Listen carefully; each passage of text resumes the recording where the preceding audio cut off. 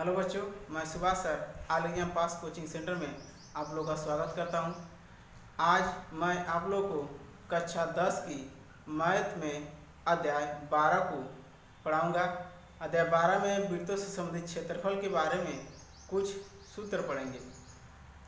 ये चैप्टर अध्याय 12 मेंसुरेशन के तहत आने वाला एक टॉपिक है। इसके अलावा अध्याय 13 भी मेंसुरेशन के तहत आता है, जो यूपी बोर्ड हो या सीबीएसई बोर्ड, सबसे ज़्यादा अंक इन्हीं दो चैप्टर से आते हैं। ये चैप्टर काफ़ी इम्पॉर्टेंट है क्योंकि मेंसुरेशन में ज़्यादा क्वेश्चन इन वनडे एग्जाम में भी पूछे जाते हैं, जैसे MR, navy, SSR, SSC, X group, Y group, police, railway, bank, CTET इत्यादि में भी पूछे जाते हैं। तो आते हैं आप लोग को आज की वीडियो में वृत्त का सूत्र बताएंगे हम, और त्रिज्यखंड का सूत्र और वृत्तखंड का सूत्र। तो पहले स्टार्ट करते हैं वृत्त से। वृत्त क्या होता है? एक स्थिर बिंदु से समान दूरी पर एक स्थिर बिंदु से समान दूरी पर बिंदुओं से बने बिंदु पर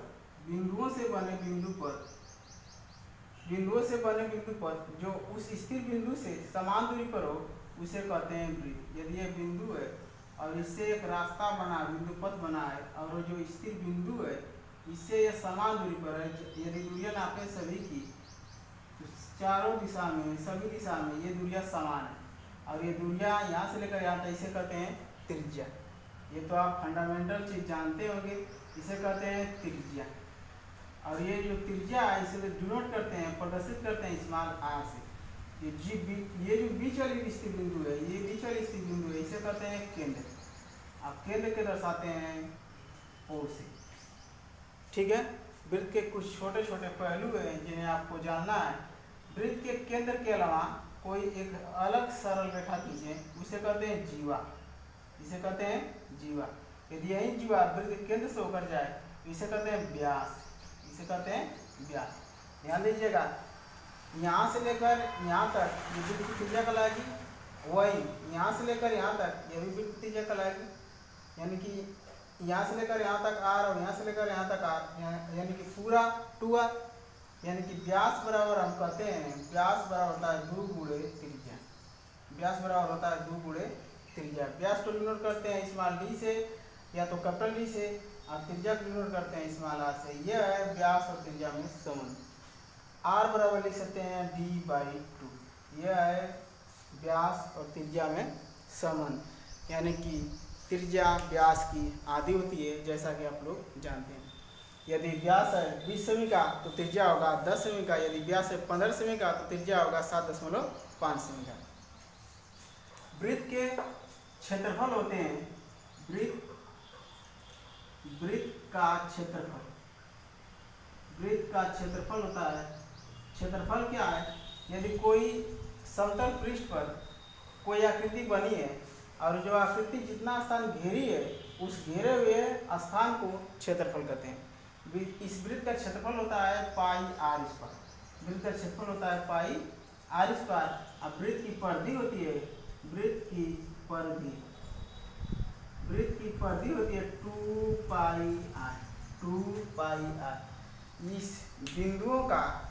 बिंदुओं का बिंदु पथ की कुल लंबाई होती है, परिधि कहलाती है।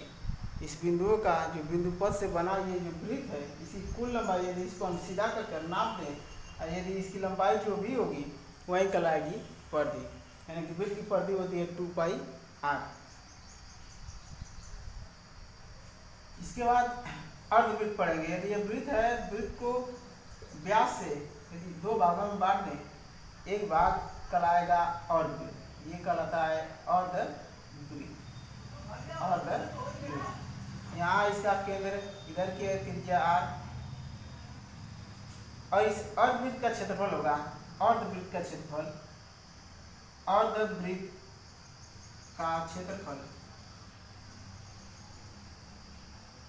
इस अर्धवृत्त का क्षेत्रफल होता है, क्योंकि ध्यान दीजिए पूरे का क्षेत्रफल होता है पाई आर स्क्वायर, और वृत्त का क्षेत्रफल होगा आधा, यानी कि 1/2 पाई आर स्क्वायर। इस अर्धवृत्त का क्षेत्रफल होता है 1/2 पाई आर स्क्वायर। यदि ये दो सूत्र आपको याद है तो फिर वृत्त, अर्धवृत्त, त्रिज्यखंड, वृत्तखंड सारे सूत्र याद हैं। सिर्फ दो ही सूत्र याद करना है, या तो रटे या तो समझे। जैसे याद करिए, वृत्त का क्षेत्रफल पाई आर स्क्वायर प्रति 2 पाई आर। बाकी फार्मूला हम इन्हीं से बनाएंगे और आपको याद करवाएंगे इस वीडियो में। इस अर्धवृत्त की परिधि की बात करें, अर्धवृत्त की परिधि या परिमाप, बात एक ही होता है। अर्धवृत्त की परिधि या परिमाप। इस अर्धवृत्त की परिधि की बात करें तो अर्धवृत्त की परिधि क्या होगी, ध्यान दीजिएगा। इस पूरे की परिधि होती है 2 पाई है, जैसा कि हम लोग जानते हैं, यहाँ पढ़ चुके हैं कि इस पूरे अगर वृत्त है इसका परिधि होती है 2 पाई आर, यानी कि इस पूरे की परिधि होती है 2 पाई आर। आधा है तो आधा की परिधि होगी आधा, यानी कि 2 से भाग करेंगे, यानी कि 2 से जब भाग करेंगे तो 2 कटेगा, यानी कि अर्धवृत्त की परिधि यदि इसकी लंबाई की बात करें, ये वाली लंबाई जो गोल है ये वाली, इसकी लंबाई होगी पाई आर। अभी ये परिधि नहीं कहलाएगी, परिधि वही कहलाता है जो बंद परिपथ हो। तो इसे बंद करेंगे तो ये इसका केंद्र, यहाँ से लेकर यहाँ तक बंद करेंगे तो ये आर दूरी है, और यहाँ से लेकर यहाँ तक बंद करेंगे तो ये भी क्या है, आर है। यानी कि यहाँ से लेकर यहाँ तक इसकी लंबाई है पाई आर, और ये लंबाई आर और ये लंबाई आर, यानी कि इसमें 2 आर जोड़ दें तो ये बनेगा अर्धवृत्त की परिधि। इसको हम चाहें तो आर कॉमन लेकर छोटा कर सकते हैं, पाई प्लस 2, यानी कि अर्धवृत्त की परिधि होती है आर कोष्ठक में पाई प्लस 2। चीज़ों को समझिए, रटने की कोशिश मत कीजिए। ये तो था अर्धवृत्त। अब इसमें से 1/4 भाग ले लें, यदि ये भाग ले लें, ये वृत्त है, यदि इसका सिर्फ ये भाग ले लें तो इसका क्षेत्रफल क्या होगा, इसका क्षेत्रफल क्या होगा। यदि इसका तीसरा भाग ले लें तो इसका क्षेत्रफल क्या होगा, तीसरा भाग ये, ठीक है। दूसरा भाग तो क्षेत्रफल पता है, दूसरा भाग यानी कि इसका भाग तो क्षेत्रफल पता आधा रहेगा तो पता है। यदि यही पूरा रहेगा तो पूरे का क्षेत्रफल पाई आर स्क्वायर। ध्यान दीजिएगा, इसका क्षेत्रफल होता है, इसका क्षेत्रफल 1/4 पाई आर स्क्वायर, इसका क्षेत्रफल 1/4 पाई आर स्क्वायर, क्योंकि चौथा भाग है इसलिए 1/4 पाई आर स्क्वायर। इसका क्षेत्रफल निकालेंगे तो तीसरा भाग है तो 3/4 pi R square, 3/4 pi R square. इसका क्षेत्रफल निकालेंगे तो 2 ही भाग है, यानी 2/4 pi R square, 2/4 pi R square.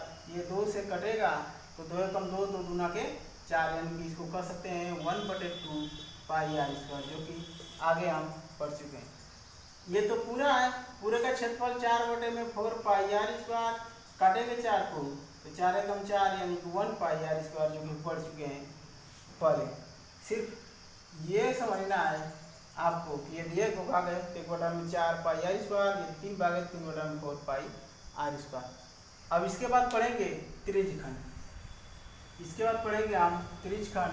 वृत्त है तो वृत्त का क्षेत्रफल पाई आर स्क्वायर और परिधि 2 पाई आर, ये जानते रहेंगे, इन्हीं से सारे सूत्र हम बनाएंगे। पढ़ते हैं त्रिज्यखंड। त्रिज्यखंड, त्रिज्यखंड की बात करें तो त्रिज्यखंड क्या होता है, यदि दो त्रिज्याओं से और एक चाप द्वारा यदि वृत्त का कोई भाग कटा हो उसे कहते हैं त्रिज्यखंड। त्रिज्यखंड 2 होगा, एक छोटा वाला एक बड़ा वाला। ये छोटे वाले को कहते हैं लघु त्रिज्यखंड,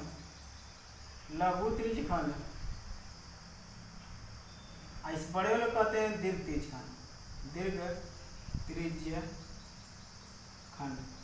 क्योंकि बड़ा इसलिए इसे कहते हैं दीर्घ, छोटा है तो छोटा है यानी कि लघु।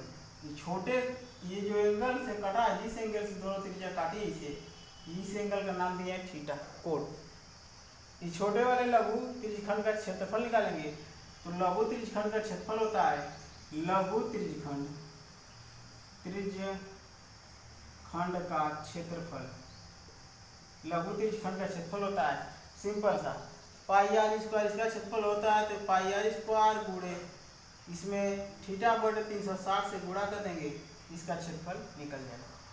लघु त्रिज्यखंड का क्षेत्रफल होता है पाई आर स्क्वायर पता है, वृत्त का क्षेत्रफल अब लघु त्रिज्यीय खंड के क्षेत्रफल में गुणा करना है, थीटा बटे 360 गुणा कर देंगे, निकल जाएगा इसका क्षेत्रफल, इस लघु त्रिज्यीय खंड का क्षेत्रफल। आई होप आप लोग समझे होंगे ये सूत्र।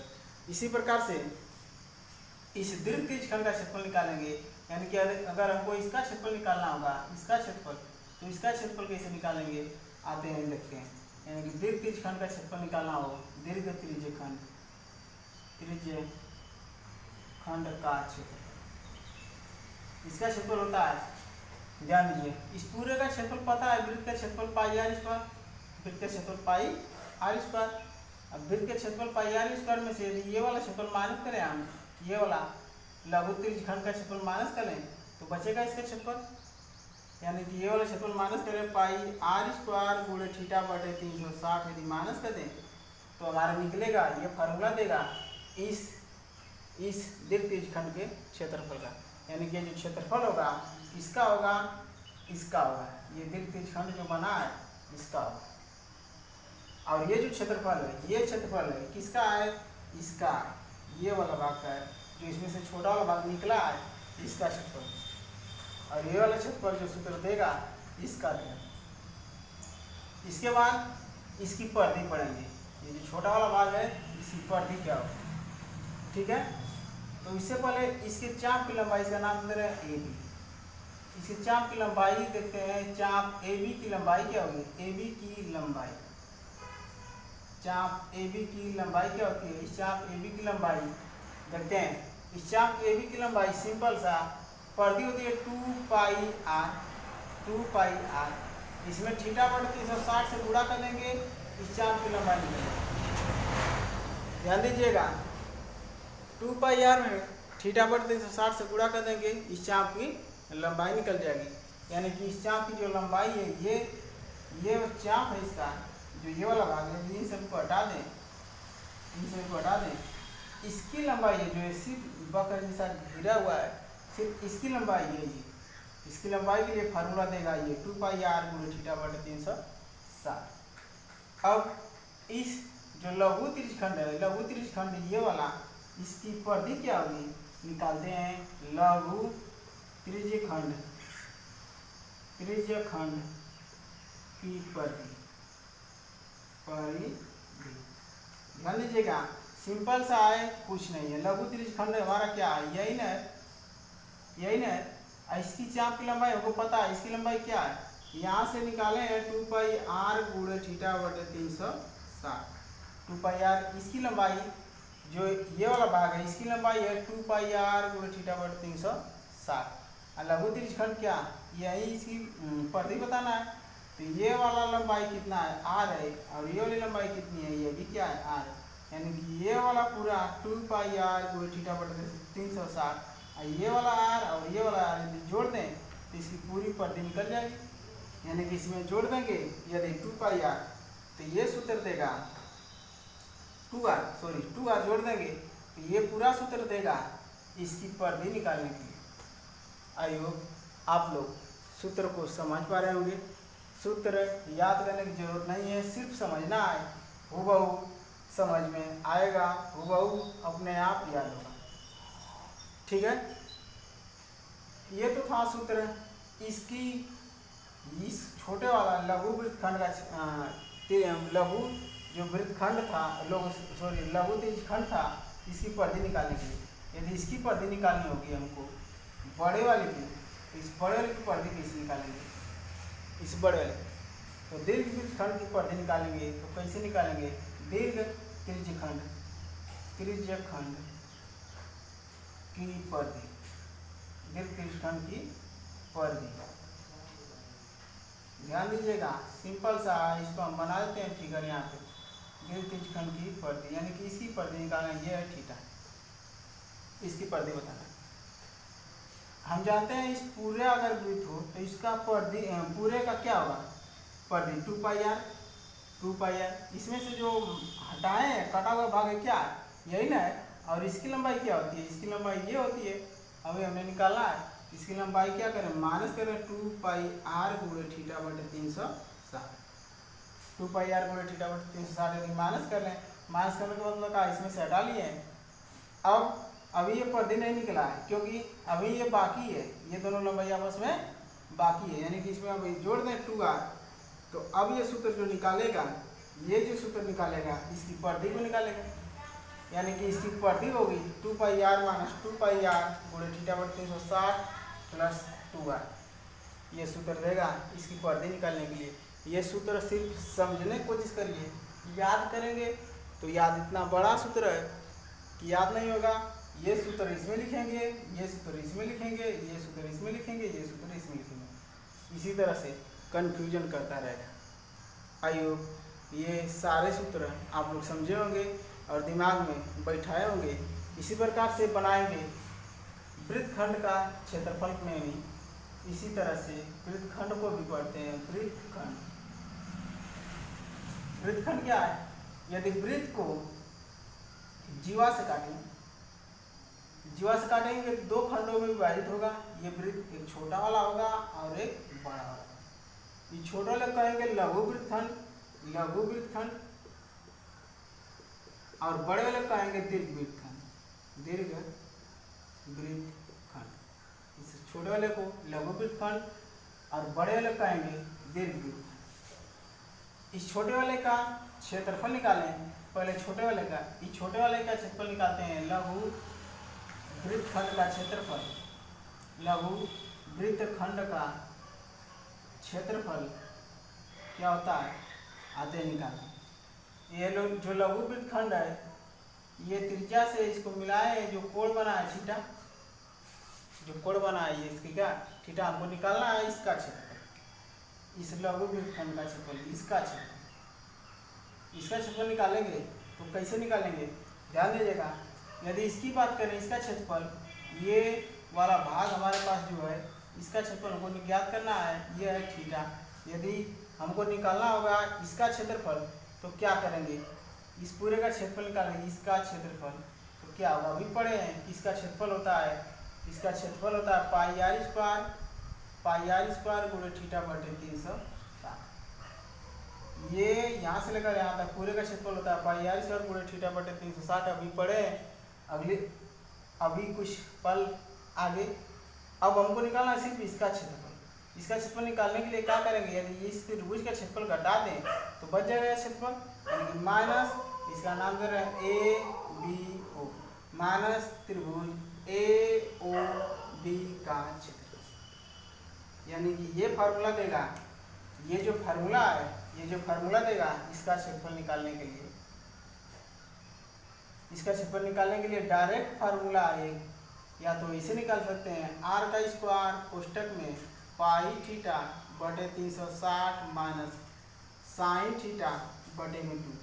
ये सूत्र इस वृत्तखंड का, छोटे वाले वृत्तखंड का, लघु का डायरेक्ट निकालेगा, डायरेक्ट निकालेगा मान। अब हम आयोग ये समझे होंगे, इसका जो सूत्र है ये है। अब हम इसका क्षेत्रफल निकालेंगे, इसका क्षेत्रफल निकालने के लिए क्या करेंगे, दीर्घ वृत्तखंड का क्षेत्रफल निकालेंगे, दीर्घ वृत्तखंड का क्षेत्रफल। दीर्घ वृत्तखंड का क्षेत्रफल निकालने के लिए क्या करेंगे, हमको इसका निकालना है, इस वाले का, बड़े वाले का।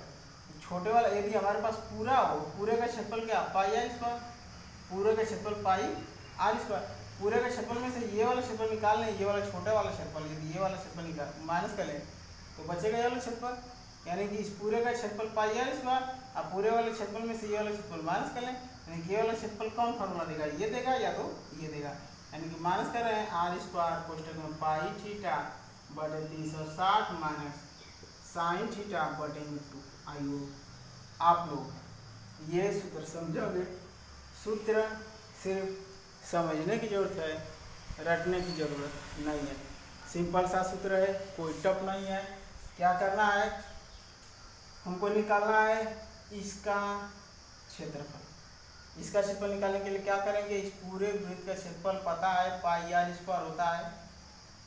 इसके बाद हमको ये छोटा वाला वृत्तखंड है, इसका क्षेत्रफल पता है, यहाँ फार्मूला पढ़े कि इसका क्षेत्रफल होता है आर स्क्वायर पाई थीटा बटे 360 माइनस साइन थीटा बटे में 2। या तो माइनस कर सकते हैं ये पूरा निकालने के लिए क्या करना पड़ेगा, एक बार ये निकालना पड़ेगा और एक बार फिर वो इसका क्षेत्रफल निकालना पड़ेगा।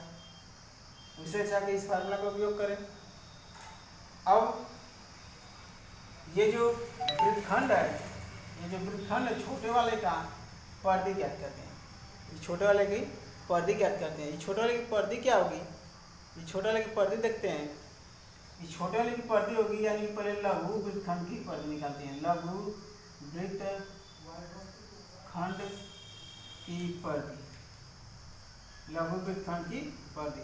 लघु वृत्तखंड की परिधि क्या है, ये इसका अगर ये नहीं हो, ये जो छोटा वाला वक्र है इसका लंबाई क्या होगी। अभी हमने पढ़ा था कि 2πr में थीटा बटे 360 से गुणा कर देंगे तो इसकी लंबाई निकलेगी। अब ध्यान दीजिएगा, इसकी लंबाई यदि इसमें जोड़ दें, ये लंबाई हमारे पास सही है इतना, यदि इसकी लंबाई ये जोड़ दें तो हमारी निकल जाएगी इसकी परिधि, यानी कि इसमें जोड़ दे रहे हैं, इसका नाम दे रहे हैं AB, जीवा AB, यानी कि जीवा AB की लंबाई यदि जोड़ दें तो फिर हमारा निकल जाएगा ये जो सूत्र निकालेगा इसका परिधि। आई होप आप लोग ये सूत्र समझे होंगे। इसी प्रकार से बड़े वाला का भी निकाल सकते हैं। बड़े वाला का निकालेंगे तो कैसे निकालेंगे, ध्यान दीजिएगा। इस बड़े वाला का निकालते हैं तो बड़े वाला का क्या करेंगे, लघु के बाद आएगा दीर्घ वृत्तखंड की परिधि, दीर्घ वृत्तखंड की परिधि। इस बड़े वाले को निकालने के लिए क्या करेंगे, ध्यान दीजिएगा। सूत्र बड़ा है मगर सूत्र में दम नहीं है, समझने की सिर्फ कोशिश करिए।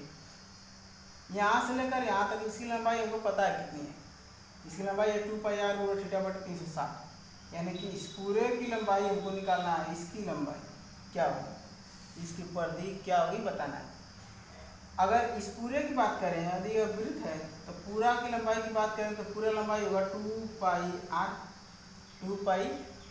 इसमें से जो कटा है, कितना कटा है, ये नहीं कटा है, और ये जो कटा हुआ भाग है इसका जो लंबाई होता है कितना होता है, माइनस कर लें 2πr गुणा थीटा बटे 360, थीटा बटे 360, यानी कि इस पूरे की परिधि होगी 2πr, जिसमें से ये वाला परिधि, ये वाली लंबाई हम माइनस कर लें 2πr गुणा थीटा बटे 360, क्योंकि इसकी लंबाई होती है ये, सिर्फ ये फार्मूला देता है इसकी लंबाई निकालने के लिए। अब बचा क्या है, इसकी लंबाई जो जीवा है AB की लंबाई, यानी जीवा इसमें AB की लंबाई जोड़ दें तो ये वाला फार्मूला देगा। ये जो इतना बड़ा फार्मूला है ये फार्मूला देगा इस दीर्घ वृत्तखंड की परिधि निकालने के लिए। क्योंकि सूत्र तो बड़ा है लेकिन सूत्र में दम नहीं है, सिर्फ समझना है सूत्र कैसे बना है। आई होप ये सारे सूत्र आप लोग समझ चुके होंगे और दिमाग में बैठा चुके होंगे। अब अगले वीडियो में एक्सरसाइज करेंगे, प्रश्नावली को पढ़ेंगे।